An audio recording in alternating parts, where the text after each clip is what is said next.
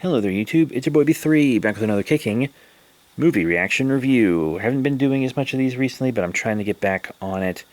Today, we are talking about a pretty recent film.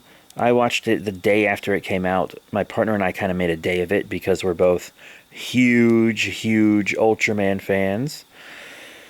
But yeah, it is Ultraman Rising from 2024. I watched the dub.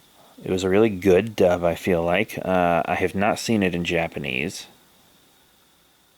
And it's actually kind of weird that I did watch it in English, because I watched it with my partner and he prefers to watch it in Japanese. But modern day dubs are pretty good, so I'm happy with the dubs. But yeah, as I said, it's from 2024, this year, rated PG. It's almost 2 hours, and it does kind of feel exactly its length, which I guess is okay, but it's a really good movie throughout. Let me give you a quick read up. When Tokyo is threatened by giant monsters, an all-star athlete, baseball, reluctantly returns home to take on the mantle of Ultraman and become a legendary hero. Yeah, so he's got daddy issues, which I can relate to. But this is very good. I really liked it. Shannon Tyndall directed it. And Ken Sato, Ultraman, is played by Christopher Sean. Emiko Sato, played by Tamlin Tomita, etc., etc. I'm not going to give you everybody, but it was really good. It had a lot of love put into it. This was very clearly made by people who adore and know a lot about Ultraman. It had Easter eggs and it had fan service. But in a lot of movies, Easter eggs and fan service can kind of take away from it. Like, but not this film. Like, there's a lot of Easter eggs and fan service in, like, Star Wars. And I feel that it really takes away. Because I like Star Wars, but I'm not like a hyper fan. And Star Wars does it in a way where if you're kind of newer and you're watching it, you're like lost in this fan servicey stuff. It doesn't mean anything to you. But the fan servicey stuff in here is integrated into the film really well. So this is honestly, like, I'm going to recommend this as a first Ultraman thing for a lot of people. So many people I know often recommend Ultraman or Ultra 7 or even Ultraman Ginga as like the first Ultraman someone should watch. Like, they should watch those or Tiga. A lot of people say that, like, those four are big, good first suggestions. I hear a lot of people say Nexus too, but Nexus is good and it's standalone, but I don't think it's a good representation of the franchise as a whole, even though it is a really cool show that I really like. But I like this because I can recommend it to someone as a movie and they can completely, 100% understand it without having to know anything about Ultraman. And yeah, there's a lot of fan service stuff and Easter eggs, but not fan service and Easter eggs that detract from it. And I like that. And I have seen other movies and shows like that. But I feel like it's a hard balance to have when you're using a long-running franchise thing, because people are going to expect Easter eggs and fan service, honestly. But this is just a show made with so much love. Not show, sorry, movie made with so much love. It does have a sequel setup, though. And God, the characters are really good. In a lot of kaiju media is plot-driven. This is a very character-driven film. And Sato has some great development. And yeah, a lot of it you see coming. Like, he's not a character you've never seen before, you know? He's the kind of egotistical guy that acts out because he didn't get enough attention as a kid, and he'll act out to get that attention now, even if he's, like, being a negative, like, even if it's negative attention. He's kind of cocky, but also has the skill to back it up. You know, you've seen this character a million times, and honestly, throughout the entire film, I think the only scene that I kind of didn't really like was when he's having an interview with this reporter who's definitely going to end up being a love interest later. And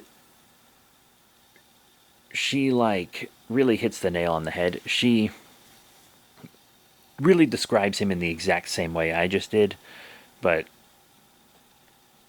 does it in a way that's like in universe, not like me talking about a movie character, but like her talking about a real person. And it's like, it kind of felt like I was being talked down to. Does that make sense? Like, Sato is a really common character type, and yet they felt the need to have a scene where someone sits down and basically explains his entire character to us. You didn't have to do that. Like, I know this is a family film, but hey, show don't tell. That's one of the main rules of screenwriting. Yes, I know I could do that more in G&G. You don't have to tell me. But I'm like using a stationary camera with action figures all by myself. This is a big production. Speaking of the production, casting's great. The animation was great. In a lot of the trailers, I wasn't sure what I was going to think of the character designs. Because Ultraman had like that big upside down triangle Bruce Timm art style thing going on. But I think it kind of works better once you actually see the movie and see everything in context. It just kind of makes him look more alien in the movie, which is fine because he is an alien. And he has a lot of the thin stuff going on like Shin Ultraman did. Shin Ultraman, also a good introduction to Ultraman. When I introduce people to Ultraman, I think I'm probably gonna point them to Rising and then Shin, just because they're easy to digest movies, you know. But, but, but, but, it's still a really good film. It's paced fine, written well. The villain is also a villain you've seen 1,000 times. He's like military guy who's lost his family, and revenge has kind of clouded his judgment and led him astray. The things he's doing are technically good, but the way he's doing them isn't good.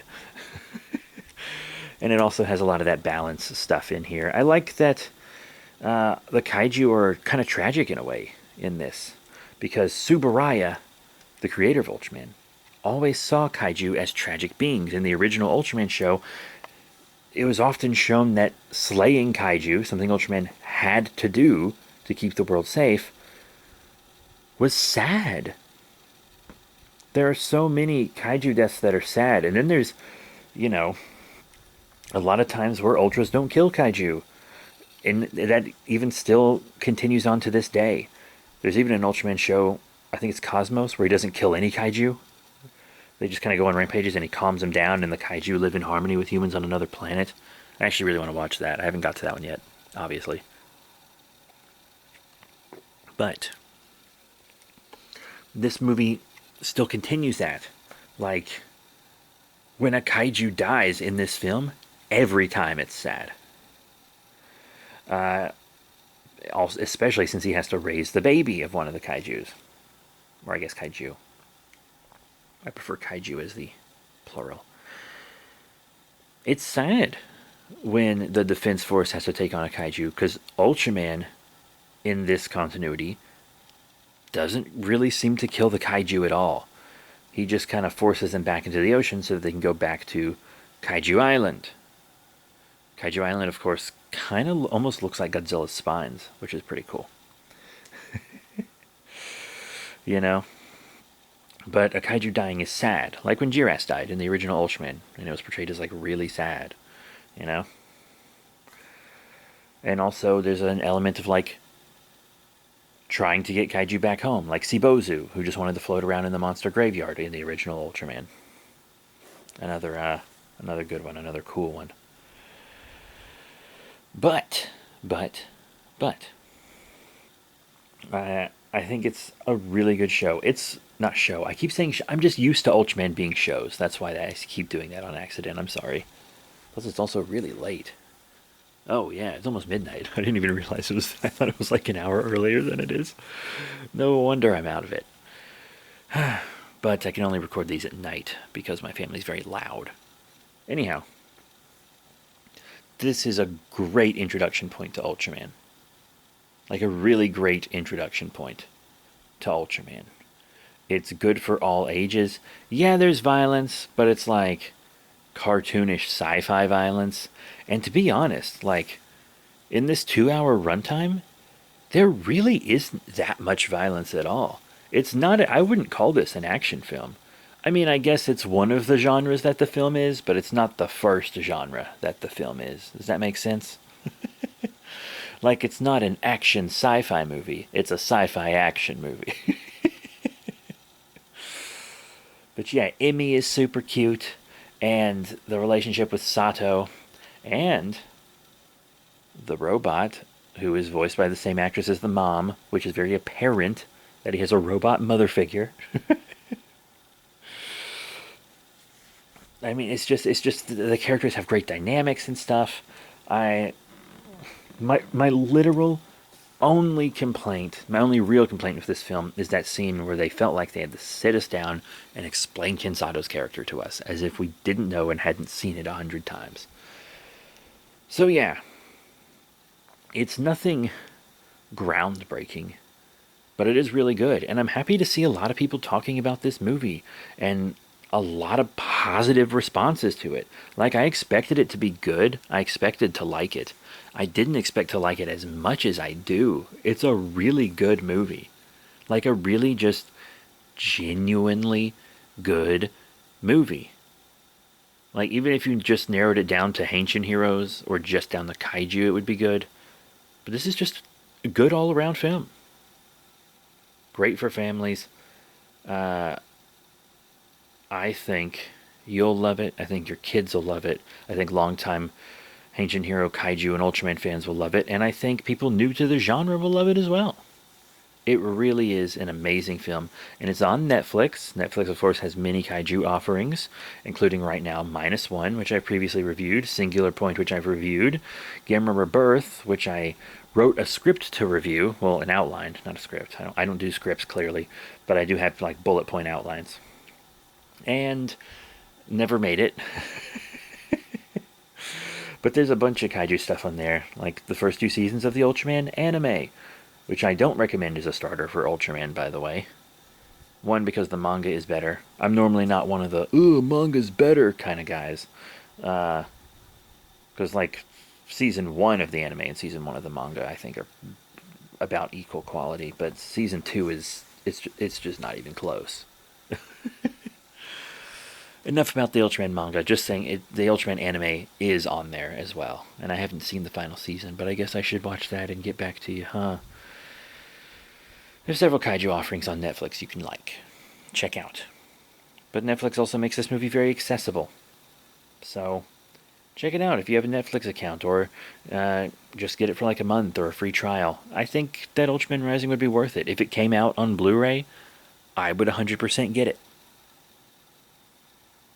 I absolutely would. I would 100% buy this on Blu-ray. Same for -1 and Shin Kamen Rider. Please release them on Blu-ray in the States. I need them.